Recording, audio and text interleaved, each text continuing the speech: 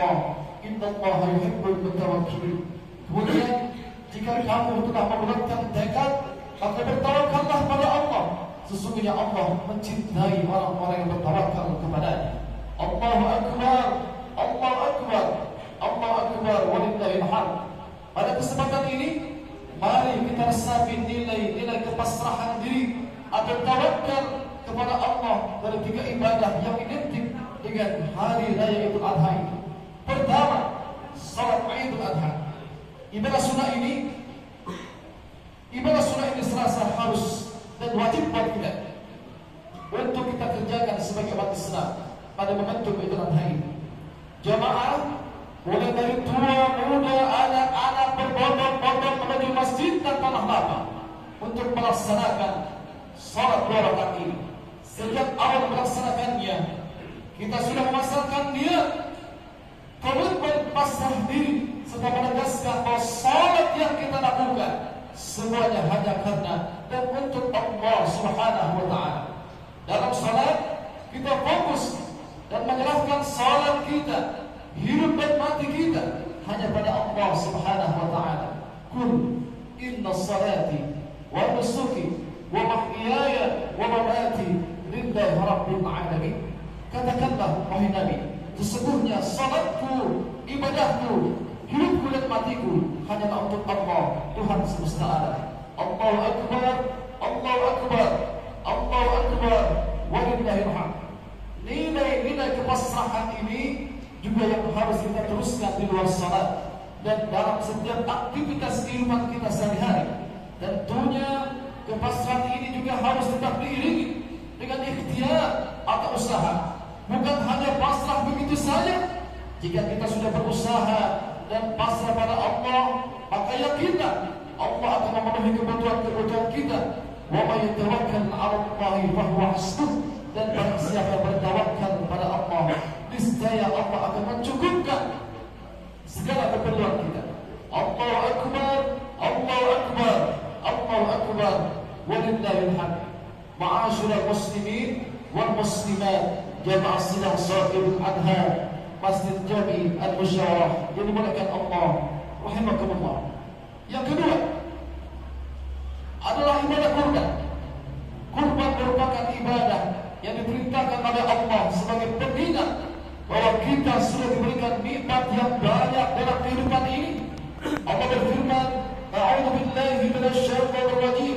Inna a'tainakal kautsar, fashalli li rabbika wanhar. Inna syani'aka huwal abtar."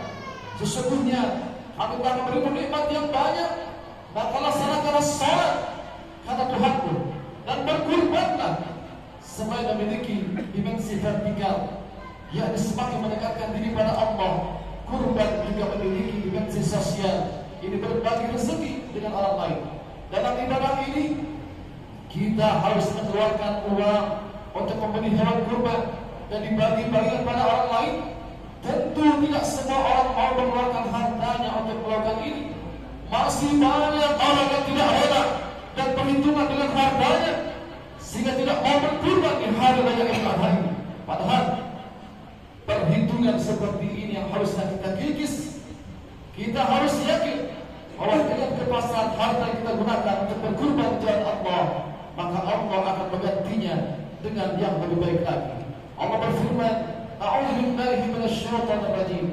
Mathalul ladzina yunfiquna amwalahum fi sabilillah kamathali habbatin anbatat sab'a sanabila fi kulli sunbulatin mi'atu habbah wallahu yud'ifu liman yasha' wallahu wasi'un 'alim."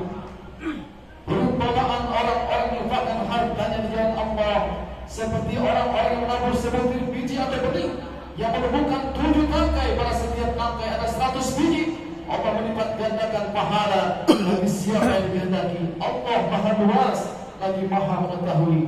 Terlebih infak untuk berkurban yang memiliki banyak keutamaan sebagaimana ditegaskan oleh Rasul sallallahu alaihi wasallam. Nabi bersabda, "Ma 'amila adami min 'amalin yawm an-nahri ahabba ila Allah min ihraqid dami. Innaha la ta'ti yawm al-qiyamah bi quruniha wa ash'ariha wa adlafiha wa anna ad-dama la yaqa'u min Allah makanin qabla an yaqa' min al-ardi fatimu biha nafsan."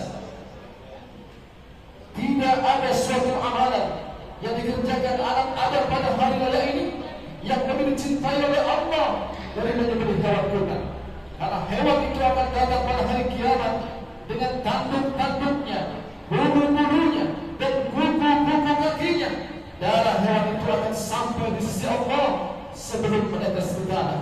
Katanya, lapangkanlah jiwamu untuk melakukannya. Rawahu Imam Tirmidzi wa Ibnu Majah.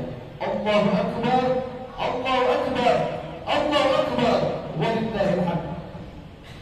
Ma'asyiral muslimin wal muslimat rahimakumullah. Salatul Adha yang kita kerjakan pada hari ini merupakan dimensi yang pertama. Kemudian berkorban, dan yang ketiga adalah ibadah haji.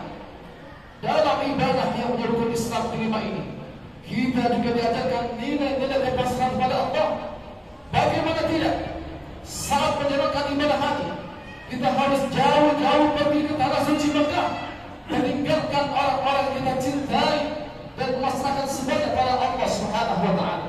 Selain itu, kita juga harus mengerahkan diri untuk mengeluarkan banyak harta agar bisa pergi ke Baitullah, menyempurnakan keislaman dan agama kita untuk berhaji.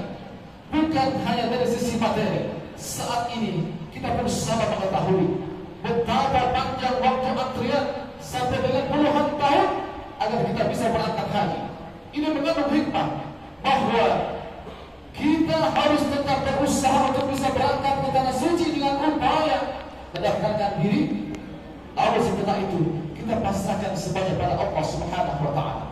Senada dengan kepasrahan untuk mengeluarkan harta dan lamanya waktu tubuh itu, Allah mengawali perintah haji dengan kalimat lillah, lillah, walillahi 'ala an-nasi hajjul baiti man istata'a ilaihi sabila wa man kafara fa inna Allaha ghaniyyun 'anil 'alamin.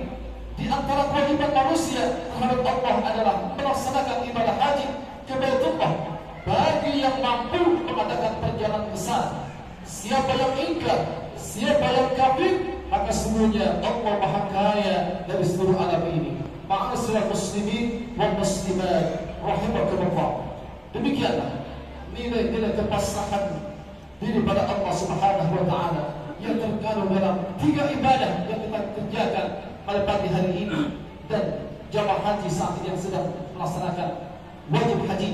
Semoga Allah Subhanahu wa Ta'ala menjadikan kita semuanya menjadi hamba-hamba yang istiqamah, senantiasa taat dalam ibadah pada Allah Subhanahu wa Ta'ala, menjadi hamba-hambanya yang pada bersyukuri segala nikmat Allah yang diberikan pada kita semuanya, dengan melaksanakan segala perintahnya kepada kita yang wajib maupun yang sunnah, sehingga Allah akan menjadikan tetapnya ada nikmat itu dalam diri kita, bahkan kemudian Allah tambahkan dalam kehidupan kita. Allah jadikan kita sebagai hamba-hambanya yang bersabar dalam menghadapi segala